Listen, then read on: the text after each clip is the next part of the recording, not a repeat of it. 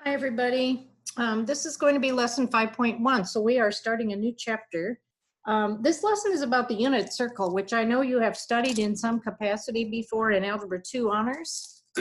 So we're going to, again, define the unit circle, verify or find points on it. We'll define the standard position angle measure on the coordinate plane and locate terminal points of angles measured in standard position. And finally, we'll define reference number and find reference numbers for given angles. That word reference number is a little off-putting. I think you probably know it better as reference angles, but we'll clarify what they mean by that here as we get into the lesson. The unit circle is the equation that is, well, it has an equation x squared plus y squared equals 1. So its graph is a circle of radius 1 that is centered at the origin. And so when we want to show that a point is on the unit circle, such as 2 root 2 over 3 comma negative 1/3, we have to show that it satisfies the equation of the unit circle. So in other words, we need to do 2 square root of 2 over 3 and square that, and also add to that the square of negative 1/3. And if we get 1 when we do that, then we know this point is on the unit circle. That pen doesn't look like it's the darkest thing in the world. I'm going to switch. Maybe this one will be a little bit better to see. Yeah, I think so. When I square 2 root 2, I get 8. And 3 squared is 9. So I get 8/9 plus the square root of negative 1/3 is positive 1/9. This is 9/9, which is equal to 1. So we have shown that this point is on the unit circle. So it's just a matter of plugging in the values and making sure that they satisfy the equation. Find the missing coordinates of P, given that P has coordinates negative 3 root 11 over 10 comma y, and it's on the unit circle. And we also know that P is in quadrant number 3. For those of you who need that refresher, when you draw the coordinate plane, the quadrants are numbered 1, 2, 3, and 4. So make sure, so we're talking about a point in quadrant number 3. So our point is down in this area someplace. Okay, so we know that it's on the unit circle, so we know that it satisfies the equation negative 3 root 11 over 10, that quantity squared, plus y squared is equal to 1. We know that. Okay. The square root of negative 3 times root 11 would be the square of negative 3, which is 9, and times the square root of negative 11, which is 11. So I would get 99 over 10 squared, which is 100, and plus y squared is equal to 1. So that means that y squared is equal to 1/100th, and the solution to that equation is y equals plus or minus 1/10. Okay, so there's 2 possibilities here, but since P is in quadrant 3, we know that the y coordinate is less than 0 because it's below the x-axis. So for y to be less than 0 tells us that y has to be negative 1/10. So there's our missing coordinate, and point P has coordinates negative 3 root 11 over 10, comma, negative 1/10. And we've solved the problem. Okay.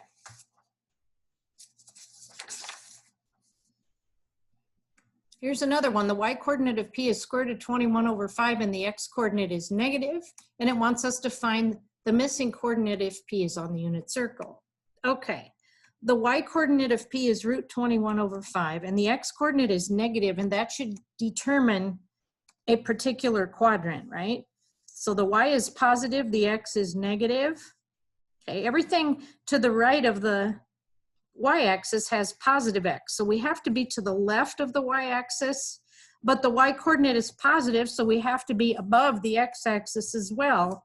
So our point P has to be in quadrant number 2. Now we can figure out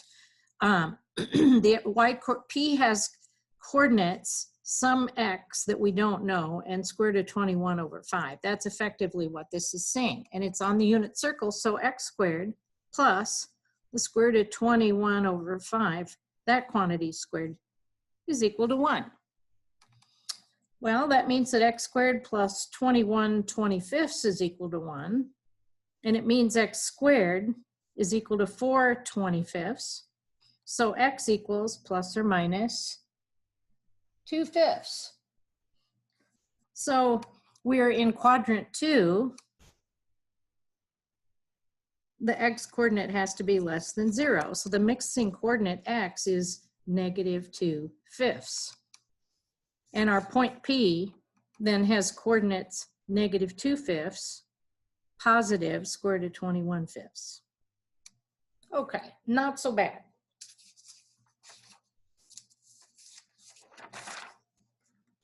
So let's talk a little about angle measure on the XY plane. And I have a diagram here that shows the unit circle. And notice there's a little angle theta here. And that angle theta is measured in this way. We're going counterclockwise from the positive x-axis, and that is a positive angle measure. So that theta is a positive angle. This author likes to think of t as the length of the arc on the unit circle that's such that point P with coordinates x, y is on the terminal side of that angle theta. So when they talk about t, they're talking about the arc length. When you measure theta in radians, the arc length on the unit circle has the same numeric value as the measure of the angle theta. So in any event, this is counterclockwise measure from the positive x-axis for a positive angle measure. If we want negative angle measure, we can go clockwise. So let's suppose I put a different angle here, and there's perhaps, that might be the negative of t if I drew it reasonably well. That might be negative of theta, and that might be negative t, right? So we went in the negative direction there. Terminal points P, where t is positive or negative real number, we call those just terminal points P. Sometimes your textbook will call them P of t, meaning the point x comma y that's on the terminal side of on the unit circle, where you started on the positive x-axis, and t is an arc length on that circle. And again, that would be equivalent to having an angle theta measured in radians. So this is just, this author, this book just simply chooses to represent this a little bit differently, but it means exactly the same thing that it did when you took this course last year, or this topic in Algebra 2 Honors. So here's a picture of the unit circle. And all of these values, like pi over 6, that would say that t is pi over 6, meaning that the length of this arc on the unit circle would be pi over 6. Or where we have pi over 4, the length of that arc would be pi over 4, and so forth. So if you think about it, all the way around the unit circle is 2 pi times 1, 2 pi r, that's the circumference. So 2 pi is the distance all the way around the circle. Well, remember, 2 pi is also how many radians there are in one revolution of a circle, around this circle, and halfway is pi, but half of the circumference is also pi. So you should, and a fourth of the way is pi over 2. Whoops, I lost my full screen here. And so a fourth of the angle around the unit circle is also pi over 2. So those things are equivalent. And we can do all sorts of things with this particular unit circle, but they'll talk about points on the unit circle. For example, right here, there's where t is equal to pi over 2. The ordered pair that goes with that is 0, 1, right? So that's the x, y. So in other words, if t equals pi over 2, and that's the same as theta equals pi over 2, then the point P of t on the terminal side there is given by 0, 1. That's what they're saying. Or over here, where t is equal to pi, that's the point -1, 0. And this is the point 0, -1. So for example, if t is equal to 3 pi over 2, or theta is equal to 3 pi over 2, That's equivalent, right? Then we are, again, we're on the unit circle. This author would say that P of T has coordinates 0, -1. You'll kind of get used to it as you get into this section a little bit. And it means the same thing as it always did. It's just a different way of talking about it. And it's really good to have the flexibility to go back and forth with these different representations, because we will be using these off and on for really this whole trimester. The coordinates of that point, P, determined by T equals pi over 6 is not so hard to find. If you notice, pi over 6, you can think about it as a third of the way. That's a third of pi over 2. So this is equivalent to 30 degrees. So what I did was I dropped a perpendicular straight down. So what this triangle is actually an equilateral triangle.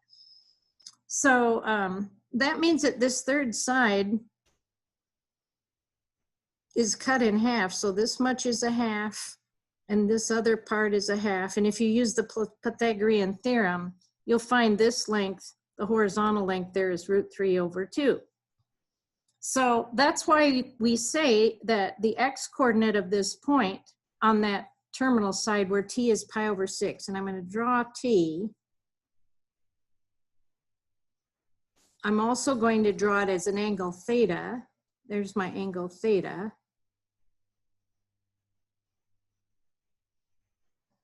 And that didn't come out very clearly.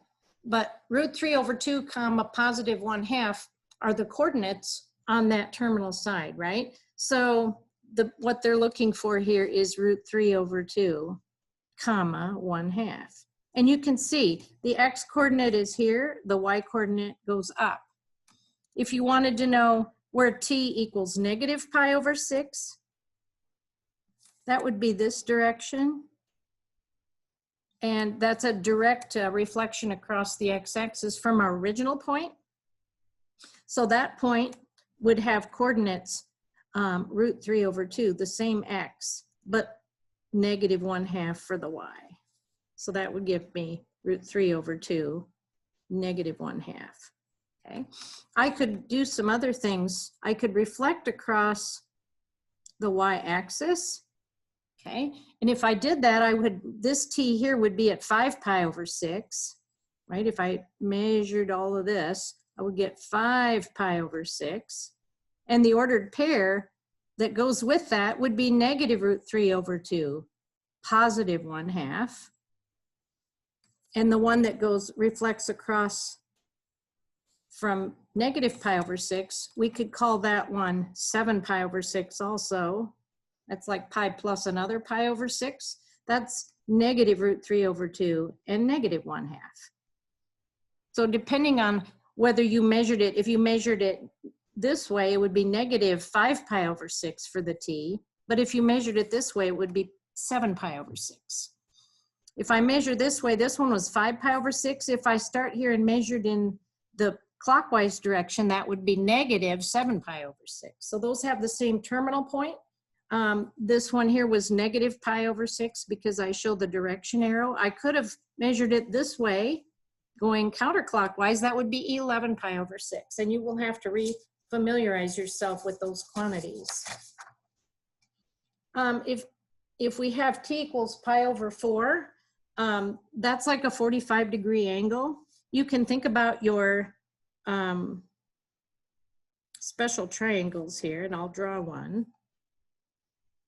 We know we have a hypotenuse, like that's the equivalent of if I dropped a perpendicular here, right? That's that hypotenuse is going to be 1. These two sides are congruent and they're each √2/2. So that makes this point where T equals pi over 4, this point right here, that's going to be √2/2, √2/2. If we want T equals -pi over 4, that's this point right here. That's where T is -pi over 4. That would be still a positive x value, positive √2/2, but the y is negative. 3 pi over 4, that one would be over here, right? This way, all the way over here. There's the 3 pi over 4. Your angle measure would be this way. If you notice, that's a reflection across the y-axis. The x-coordinate is now negative root 2 over 2. The y-coordinate is positive root 2 over 2. And for 5 pi over 4, that's this guy right here. We went pi plus another pi over 4. Now the x-coordinate is still negative root 2 over 2, but the y is also negative root 2 over 2. And knowledge of your special triangles is extremely important because you'll need to be able to do these. We aren't going to be working in the world of decimals at all, so your calculator's not so helpful. You need to know these in their exact forms. A reference number or angle is the angle the terminal side of a standard position angle makes with the closest part of the x-axis. So here's one for 5 pi over 6, and it wants the reference number, and I'm going to write angle in parentheses or in quotes here for those of you for whom it makes a little bit more sense. You first need to be able to draw this angle 5 pi over 6, and you should be able to put it in quadrant number 2. This is a standard position, 5 pi over 6. Okay, and when they want the reference angle or number, this is it right here. It's this little, I'll double hash it there. That would be what physically the reference angle or number would look like. How much farther do you have to go from 5 pi over 6 to get all the way to pi? And that would be pi over 6. That is that reference number or angle. Those are not ever going to be negative, right? Reference numbers or reference angles are never negative numbers. It's just how much more do I have to rotate to get to the nearest part of the x-axis. All right, here's another one, 7 pi over 4. I'll kind of draw this one a little bit lower so it doesn't get too busy on this picture. And 7 pi over 4, well, think about it. 8 pi over 4 would be 2 pi. So 7 pi over 4 is going to stop in the third quadrant right here. I'm going to draw it this way. And there's my 7 pi over 4. And so I'm interested in this one right here. That's my reference angle or reference number. And I think most of you can figure it out that this one would have a reference number of pi over 4. So the reference number for this problem, pi over 4, or again, the reference angle, if you will. For negative 2 pi over 3, don't forget that you have to draw this with clockwise rotation rather than counterclockwise, so be careful. 2 pi over 3 is a little less than pi, so negative 2 pi over 3 is certainly less than negative pi. Okay. Or it's greater than in terms of numeric value, but it's not quite as big in terms of how much of a rotation it is. So the idea is, this is my reference angle. How much farther do I have to rotate to get to the nearest part of the x-axis? And that will be pi over 3. Excuse me. So the answer to this one is pi over 3. The last one, 6.1, wow. What's up with that? That's not some kind of multiple of pi. Do we have to convert anything? No. Let's think about this. 2 pi, okay, would be a roughly a 6.28, right? Roughly. So 6.1 is a little less than 2 pi. So we should be able to place 6.1 in quadrant number 4. That 6.1, you can think about it as radians, or you could think about it as an arc length on the unit circle. So the question is, what is this reference number or reference angle? We just have to go a little bit farther to get to the nearest part of the x-axis. All the way around is 2 pi. So that little difference there would be 2 pi minus 6.1. So it's not very big, but that would be a positive number, of course, because 2 pi is a little bit bigger than 6.1. So that's what that little angle is that we would need to call the reference angle or reference number. Okay, a couple more slides here and we'll finish up. Find the terminal point P with coordinates x comma y for t is equal to 7 pi over 6. Your first job should be to sketch yourself a picture. And 7 pi over 6 is bigger than pi. So I should expect it to be here. There's 7 pi over 6. I'm going to draw my little reference triangle here. I know that this distance is 1. The point P I'm looking for is right there. So we need to figure out what is the X distance there and what is the Y. And obviously X and Y will both be negative. We are in quadrant number 2. If you draw yourself a little special triangle, you should realize that the reference angle or number here is pi over 6, which is the same as 30 degrees. The side opposite that angle is half of the hypotenuse, and this length is √3 over 2. But let's think about the orientation. We're going to the left of the x-axis, so the x-coordinate is negative √3 over 2. And we're going below the x-axis, we're left of the y-axis, below the x-axis, the y-coordinate is negative 1/2. And the biggest problem I see with these sorts of problems is that people miss the negative signs. Okay. That's the most common. Most people get the numbers right, but the negative signs are all goofed up. Here's, oh wow, negative 31 pi over 6. Well, let's think about this. Negative 31/6. Let's forget the pi. That's negative 5 1/6, right? Because negative 30 over 6 would be negative 5. So it's negative 5 1/6 pi. And it's going clockwise. So let's count. There's negative 1 pi, negative 2 pi, negative 3 pi, negative 4 pi, negative 5 pi, and another pi over 6 puts it right there. My reference angle, pi over 6. And again, I'm looking for that terminal point. I know the side opposite, the pi over 6 is half of the hypotenuse, and it's positive. This side has length √3 over 2, but we're to the left of the y-axis. The terminal point P then has coordinates negative √3 over 2, comma, positive 1/2. All right, hopefully this is mostly of a review for you, and you may be feeling a little bit, fuzzy. You're a little bit rusty on it, but you will catch back up. Here's some homework, not a huge assignment. I hope you do well. Looking forward to seeing everybody tomorrow. Take care.